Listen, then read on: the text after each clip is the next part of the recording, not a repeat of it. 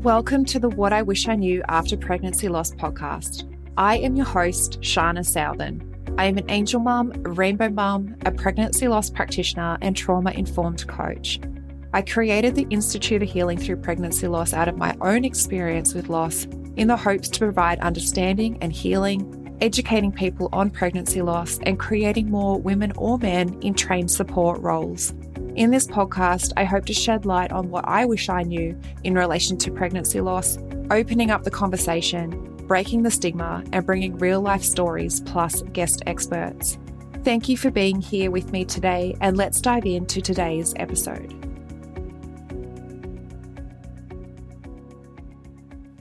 Hello, beautiful souls. Today's episode is a part 1 of a part 2 series. So I hope you enjoy listening into part 1 and make sure that you do listen into part 2 when it becomes available as well. Now let's dive in.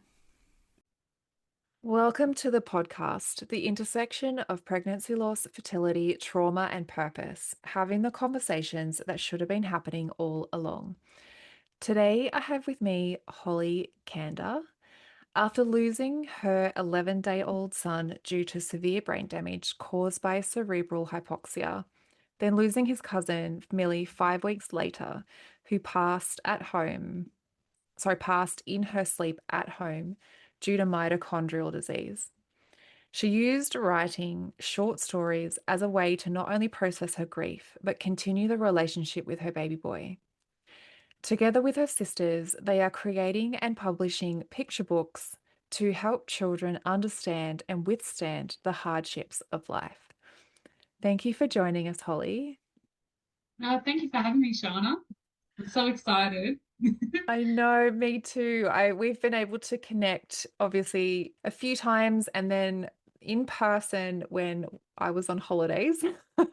Yeah, we were able that was to so do. nice. We were able to catch up and meet in person, and we could have spoken forever. So I'm so excited to have you, and I get to speak to you again today. Yeah, hopefully we don't talk forever again. Like I said before we jumped on, we hopefully don't have the distractions that we had at the holiday cabin this time round. Yeah, I was lucky enough to meet your daughter as well, which was really lovely. And she got involved. Yeah, we're a family business, so invite the family along. That's always good. Yeah, I guess that's exactly what mum life in business is like, though, right? Yeah. You create these spaces so that you can involve your children. Yeah, ideally it would have helped if she wasn't crying because she was feeling left out, but Yeah, that was something that I was a bit concerned about, that people were going to watch the video and be like, what have they done to this child? Why is she so upset? But she just wanted to be with us.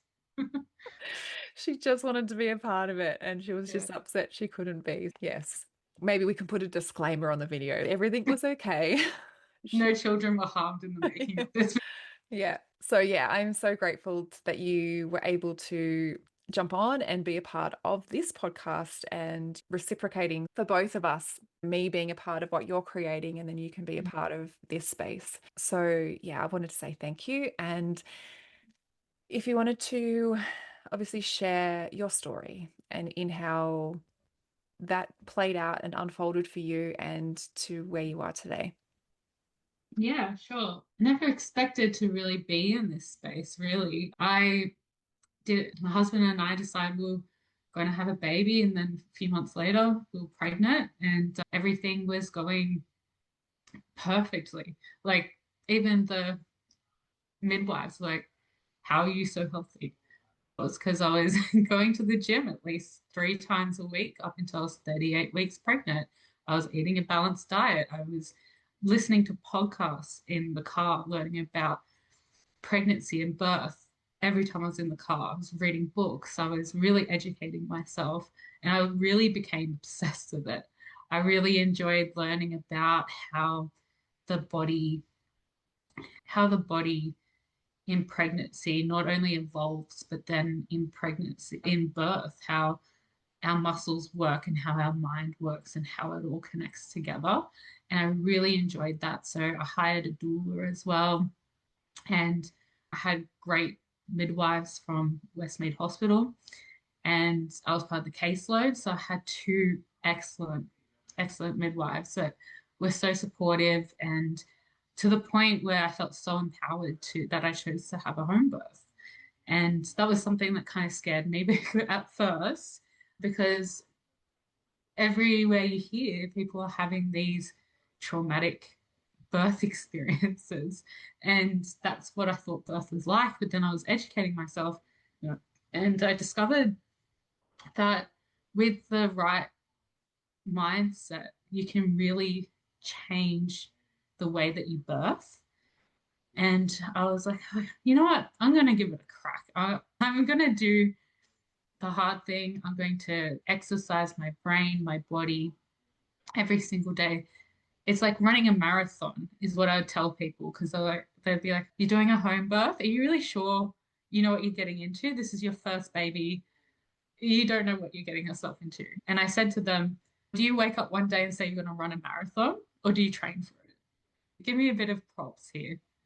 So that's what I did. And when I was 4 days over my due date, when I went into labor with Logan, and things ramped up really quick. I had the very typical on TV, my waters broke, but then my contractions came 5 minutes apart straight away. So I missed that whole first stage of labor. But it was so funny because I'd read all these books and listened to all these podcasts, and I was like, "No, we're going back to bed. I need to rest as much as I can." No, I was not. No, he was not letting me lie down. He was not letting me rest at all. So we got up, messaged the doula and the midwife to say, "Hey, we're like 5 minutes apart. We're just going to move to the lounge room." So I was in the lounge room, and then my doula came. But Kevin was absolutely fantastic. He was massaging me the whole time. He massaged me for at least 7 hours straight. He was an absolute trooper. And I used the key things in my toolkit. I went into the shower, which the water really helped. They call it nature's epidural. And I definitely, it's not to the point where you can't feel anything, but it's definitely a great pain relief. However, my legs were just buckling. I could not hold my weight. So the doula had filled the birth pool, which was in Logan's bedroom, which is this room. Actually, the same room that I grew up in, which is really lovely. And I had all these beautiful affirmations that people wrote for me from my baby shower strung along the walls. Fairy lights. It was very pretty, very relaxing. The lights were off. We got into the pool, and it wasn't long until I felt like the need to push. And I was like, that can't be right. I haven't been doing this for long enough. And I was also thinking that I wasn't in enough pain, which is just so funny to think about now, because that was yet to come. But it was so lovely. It was just this beautiful, blissful experience. And then when Logan started to crown, they were like, "Okay, we're just going to like take our time, keep pushing the way that you are."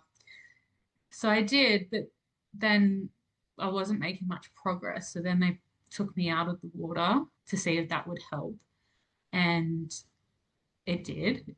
But when we were expecting a head, we saw a bottom, and his bottom kept coming in and out, and I just could not get him out.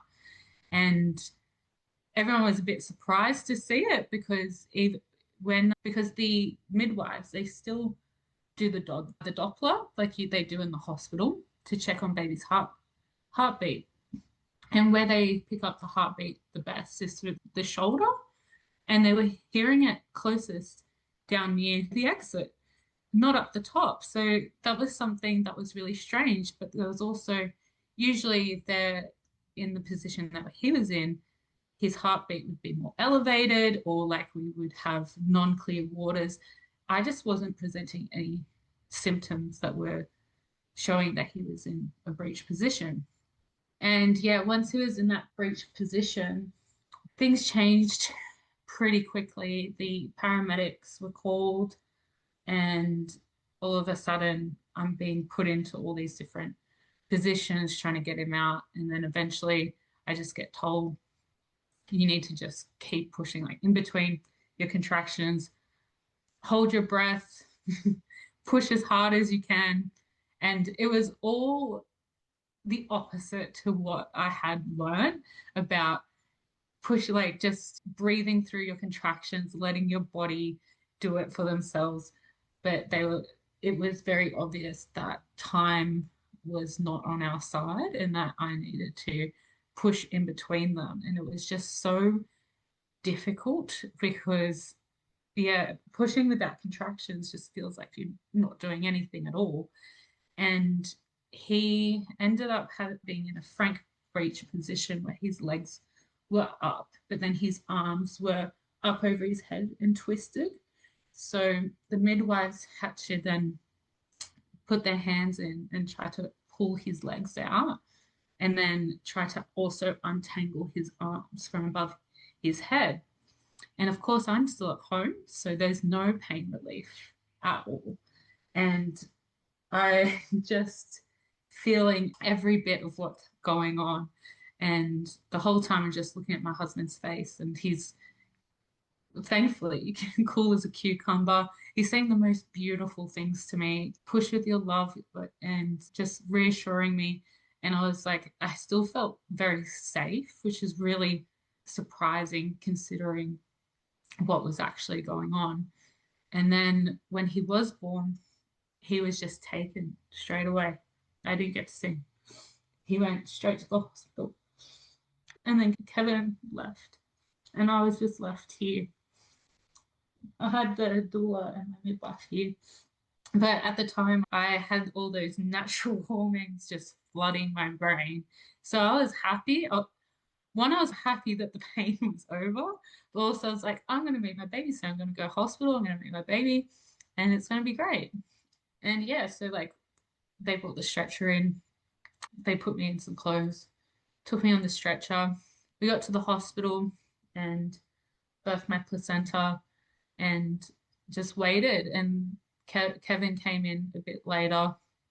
I was still a bit high on natural endorphins, but a few people could tell that Kevin knew that something wasn't quite right. And he had been told that he had his umbilical cord had been clamped while he was on his way out, and that there's a good chance that he has suffered from brain damage and that they had to resuscitate him when he was born and he had a low heart rate. So he was in the NICU and we didn't get to see him for a couple of hours. And when we did, he was sedated. But yeah, I just remember looking at him like, wow, that's such a big baby.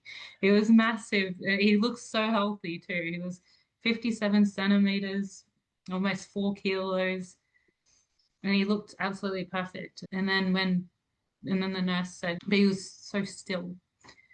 And then the nurse said, oh, we'll wait for the doctor and they'll explain to you what's happened. And nothing could have prepared us for what happened. They told us that he had a 50% chance of survival.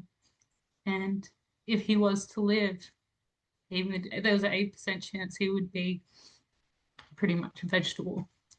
So those odds were really hard to hear, but they were the best odds we had the whole time we were there because every time we went, things just got worse. He had more seizures. They just kept trying to stabilize him. And then I think when he was about 1 week old, we went and had an MRI. And then, yeah, once we got the results back for that, they pretty much told us he had, sorry, You're right, take your time. that he would be going into comfort care, which is when you just make them comfortable before they die. That was really hard. It just didn't seem right. we'd done everything right. He was so healthy, I was so healthy. And yeah, we just didn't expect this to happen. And it turns out the chances of it happening is 0.02%. And we just happened to be that statistic. And the staff there was so lovely. The nurses, the social workers, they were really lovely. They helped us organize a little christening for him. We were able to have the godparents and our parents in the room, and then we live streamed it to the chapel in the hospital. So a few people came, and then it was also streamed to the people that couldn't make it. And then Kevin's mum, so lovely, she brought like a whole spread, and we pretty much took up the whole cafeteria, and we had this beautiful big meal together. It did feel like we got to have something normal. Yeah, and then the next day was the last day we had with him. And then that night, his tubes were taken out, and he passed away in my arms. But that was it. He was gone. And yeah, but yeah, we were very grateful that we had such a great support in the hospital with the social workers and with the midwives, and the social workers organized for a photographer to take beautiful family portraits. So we did that the day after he passed, which was nice because then he didn't have any of the tubes and stuff in. And that was the first time I'd seen his mouth and his chin. Yeah, and so we got to really like take photos of every little feature he had, which was really nice. And yeah, and then my mum works for a funeral home, so they were also lovely too, make that experience as nice as it could be. And we got to have a nice little funeral for him. And yeah, and then Kevin and I just really didn't know what to do with ourselves after that. But I do remember he said to me, like, oh, I want you to promise me that I'm not going to have to lose you too. And I did. And honestly, that promise has really helped me move forward through this all because I can't break his heart again. Just be too much. And yeah, and then Christmas was fast approaching, which is just terrible for anyone who has lost someone. Christmas is such a terrible time. And we were very lucky that our friends helped us out. A few people gave us some cash gifts, and we were able to go away for the Christmas New Year time. We went away to Europe for a couple of weeks, which was really lovely and really weird at the same time because you're so sad. But then you're in this beautiful place and doing all these beautiful things. It was good though, because in Italy, like you get to eat pasta and drink wine, and that's such great comfort food. So that was really lovely. And then when we were coming home, we had a stopover in China, and we stopped to have some food, and we got the message that my cousin's daughter, Millie, had died. She was only 14 months old. And the last time I saw them was on her first birthday, which was my due date. So it was just absolutely shattering to hear that news and then have to sit on a plane next to strangers all the way home. I wasn't even sitting next to Kevin, sitting next to two strangers all the way back. And yeah, and then I barely slept after that. And I would find myself, eventually, I found myself in Logan's room, and I just started writing things. I wrote about Logan's birth through my dog's eyes. That helped me process that. And then when Millie passed, did the same thing but through their dog's eyes. And I really started to think about her big brother, Hartley, who turned 4 days after his sister passed away. And I have another niece who is just a month older than him. And every time I'd see her, she'd be like, oh, where's baby Logan? Baby Logan's in heaven now. when is he coming home? Oh, it's the worst question. And I just knew that my poor cousin was going to have to answer those questions. And such a hard concept to learn at such a young age. It's something that we struggle with as adults, let alone as a 4-year-old. We don't even know how to navigate these conversations. So I figured I would use my decade-long experience of working in childcare to help understand the concept, but how to also maintain that relationship. Because your relationship with someone doesn't stop once they're gone. It just feels a bit more one-sided.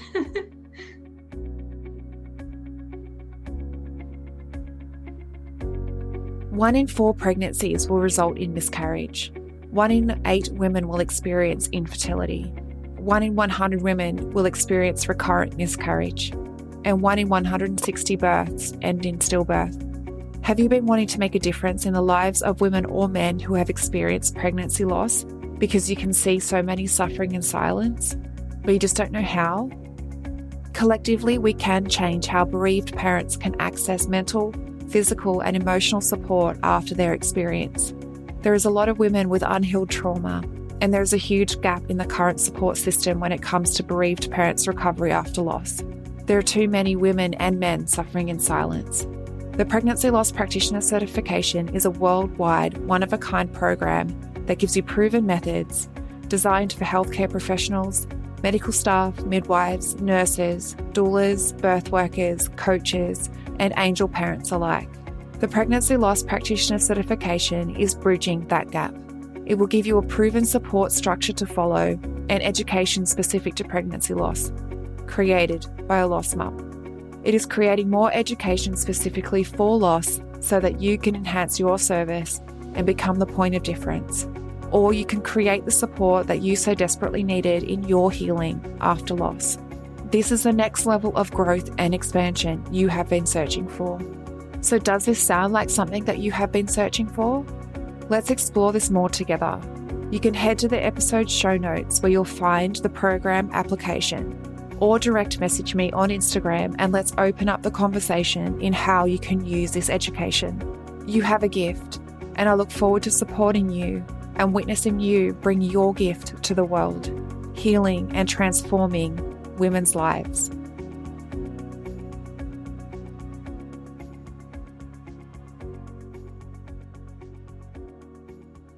Yeah, I started working on that, and my poor 2 sisters, they were backpacking through Asia at the time. They were they had booked this 3-month backpacking trip for years in advance. And they finally go. They didn't even want to go because they left, I think. We had Logan's funeral on a Wednesday and they left on a Sunday.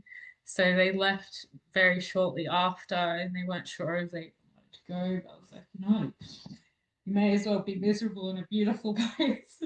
Feel hopeless over there. So they went and they did a turtle conservation over there, and then they did all these like different backpacking, great fun experiences over there. And while also very much in the early stages of grief, they were actually with my other cousin, who was Millie's like first auntie. So she had gone back when Millie passed. So they just were going on together, and that was very difficult for them. And then when I wrote this story for Millie, I really thought maybe it's time that I actually got the guts to do what I've always wanted to do, which is write books. And my sister Georgia has always been just a beautiful, stunning artist. And who better else than to do the illustrations than her? So I called them when they were there, and asked Georgia, and she was just over the moon. She was like, "Yep, count me in."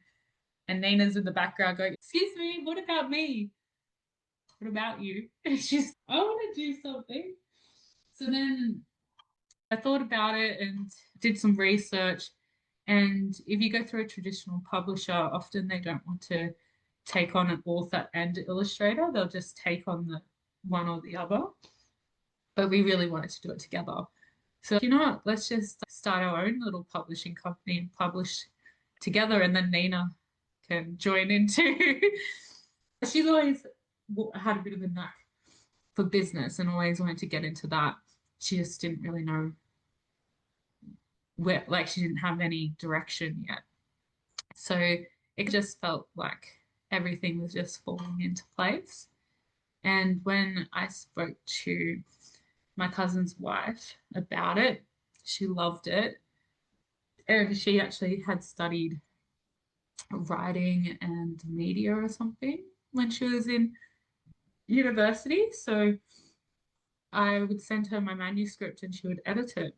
And she actually had such a knack for that as well. And we went back and forth a lot, and it actually helped both of us really heal.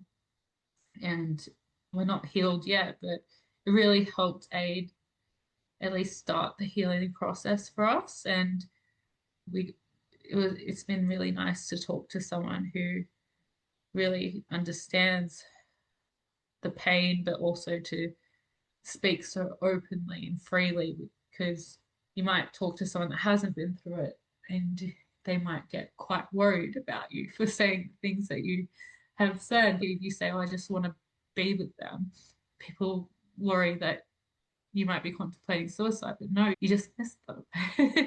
So people can get a bit freaked out, but it's good to talk to people who know exactly what you mean and how you feel, and they feel very much justified that other people's babies suck and that yours is much cuter than everyone else's.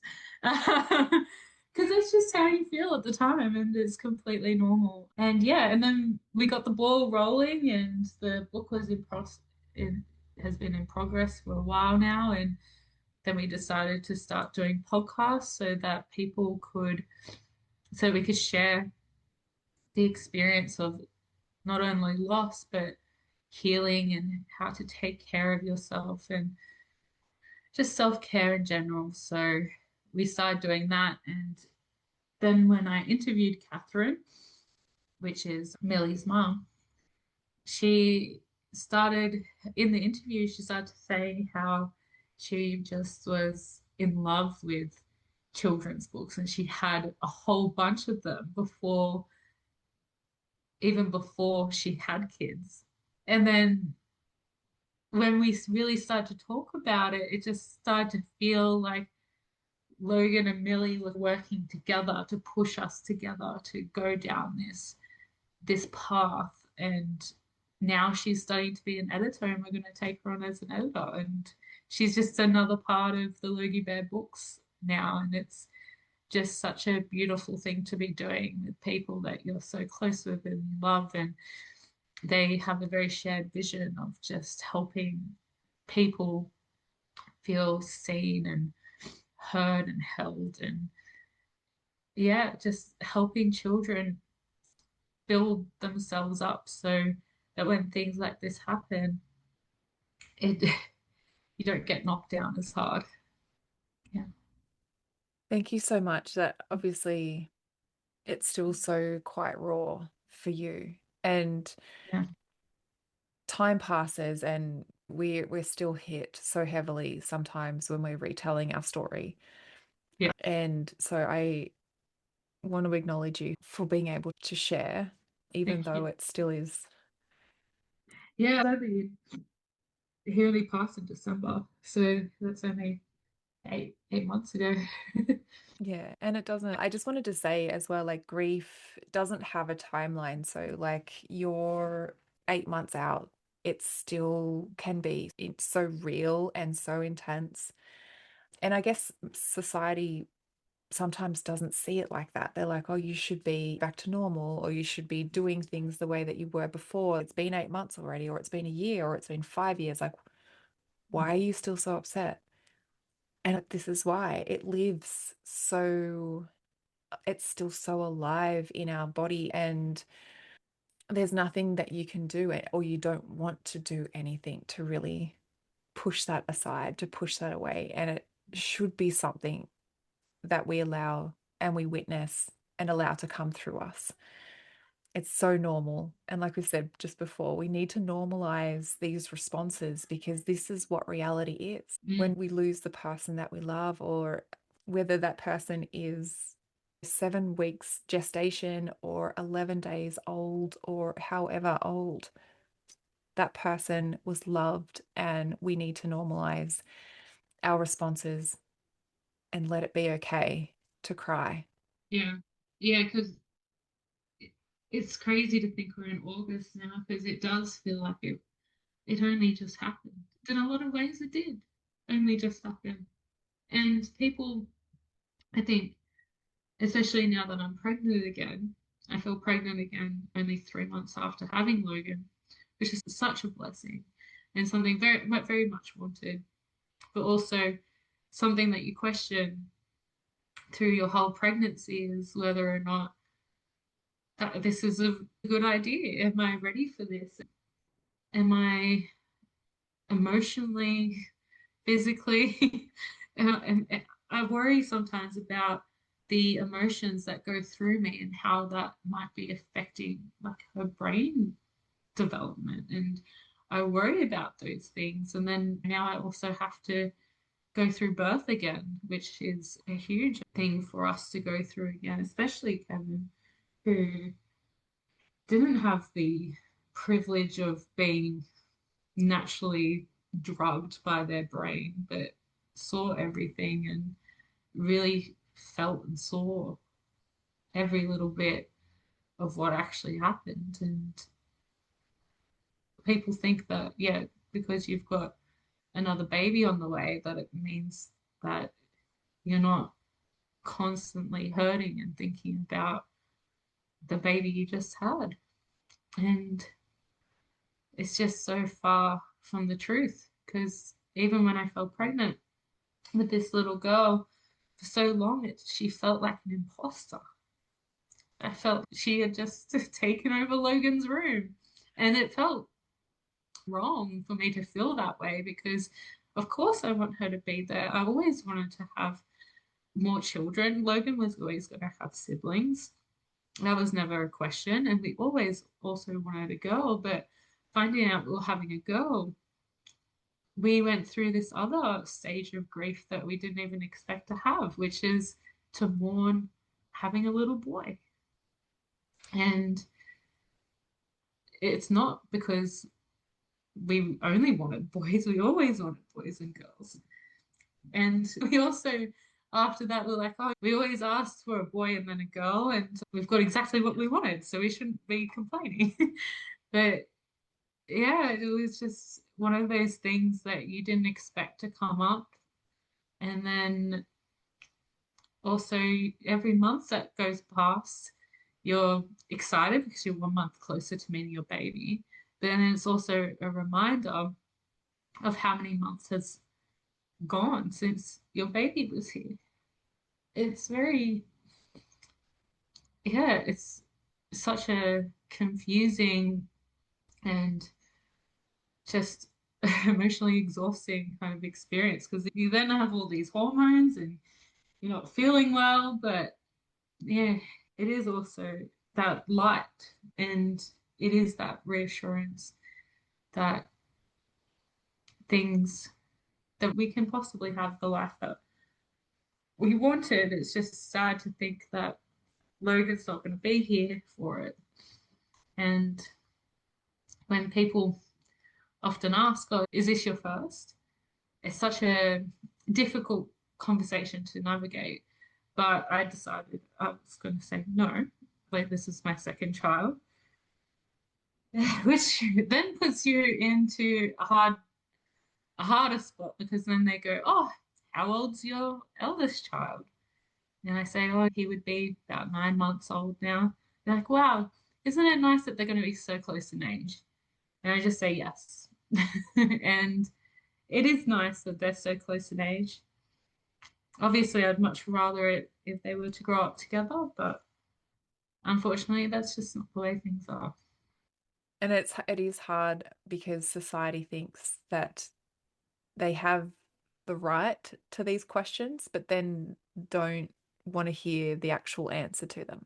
They want you just to say, yes, it's my first, or yes, sure, you can touch my belly, or you have your child earthside, are you having more? I'm like, why do people feel like they can ask these questions and be so offended when, or completely shut you down when you actually do tell them the truth of the situation? Yeah. I was like, why am I downplaying my story when they're the one they're crying into my life anyway? And, and honestly, they're the ones that are uncomfortable with it. Yeah, exactly. Yeah, yeah, the only reason I hesitate is because, okay, you're about to feel really bad. But so I try to say things so it can like, because I like talking about Logan, and I like talking about my kids, but it's like I'm trying to work it in a way that is to avoid me saying that my eldest has passed because I know that it's going to make you uncomfortable. You So twist yeah, it yourself in is. knots to try and Yeah, yeah. But you know what? I don't know. If it comes to that point, I'm usually okay to just say, and a lot of people aren't, but I'm usually okay to say, yeah, no, sorry, my eldest passed because I think we do need to normalize what has actually happened because until I became, like I said, became a part of this community, I didn't realize how high the statistics were. Like even neonatal deaths, we have, I think it was 6 a day in Australia, which is a lot. Full-term babies that die. And it's just shocking to me. And yeah, and then when people ask me, like people who know what happened, they ask me, so you're birthing in the hospital this time? I can't help but be offended because I think a lot of people think that what happened to Logan was a result of the fact that I had a home birth, which the doctors and nurses, because they had to launch a full investigation on it as well, because like I said, I wasn't presenting with any of the signs that he was in a breached position or that anything was wrong. And it was almost like it was because I was birthing too well. Like I was so calm and the baby was so calm that none of these signs came up. Also, they said if I was in the hospital, he probably would have been birthed the exact same way and everything would have unfolded pretty much exactly the same way. So I do get a little upset when people bring up the home birth thing because I hate the thought that obviously because I also felt guilty because obviously the first thing I went to is maybe if I was in the hospital, they could have like just cut me open. They could have done something different. But the report came back and confirmed that everything was done exactly the same way that it would have been done in hospital. But we have decided to birth this time in hospital because of more Kevin's trauma, Yeah. because he, like I said, didn't have the benefit of having the influx of hormones that I did.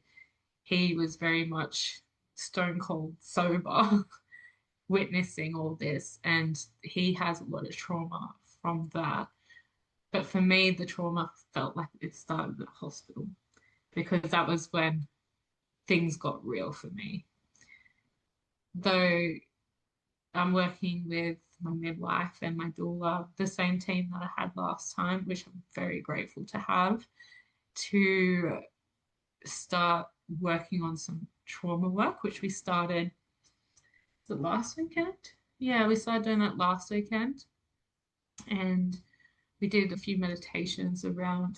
The one that I really enjoyed was called the Phoenix, and it was really a nice visualization of how this baby's kind of being rebirthed and from the ashes, and that, and being in that moment and watching your life on fire. It was all about honoring that moment of watching things being burnt down to an ash, but then seeing how that then is reborn. And I like the word reborn because it's not like moving on, it's not ignoring what was, it's saying what was is coming through in a new way. And that's been much more helpful both to myself and Kevin. And that, funnily enough, that meditation was made for a client that struggled with fertility and then had pregnancy loss as well. And it actually really worked well for us as well. And now we're going to start working on going to the hospital to desensitize myself to that. I've got a few ideas of like maybe having headphones in to take away that focus of all the noises, taking in like smells that make me feel calm and relaxed. And yeah, so we're gonna work up to it. And it's just really funny because last time it was like I did a completely different training, and now I'm doing like something so different. And yeah, it's actually harder. I did more for my pregnancy last time and preparing for birth, but this time around it feels so much harder because the emotional baggage that you're bringing this time around is just so heavy, and you just got to find a way to lighten the load. Yeah. And I'm really happy that you've got a team with you that is acknowledging the trauma, acknowledging your experience prior, because this is something that most women don't get. Yeah. And to be able to expose yourself in those small increments is going to help your body get used to and create safety, because you're going to be walking away from each of those experiences with that sense of safety. So it's not overwhelming your system by going in one hit and then being like overstimulated, overwhelmed with all of the emotion, which then just embeds more trauma like into your system because, you know, because of whatever it is that you're thinking, like it might not go the way that you planned it. And then it just compounds into everything that you had previously. And I'm grateful that you have a team that were with you the first time, but are also acknowledging the trauma that you experienced and not dismissing the fact that, oh, it's okay, this is just another pregnancy. Because Yeah. it's not. Pregnancy after loss is not just another normal pregnancy. There is, like you said, No. there's so much more that Yeah. comes along with that. This is part 1 of a 2-part episode. Make sure to listen in to part 2 when it becomes available. Thank you for listening in with me today. I hope you found this episode helpful. If you did, I would absolutely love to hear from you. Take a screenshot of this episode, share it to social media, and tag me at Institute of Healing _PL. I love seeing what is resonating with you right now.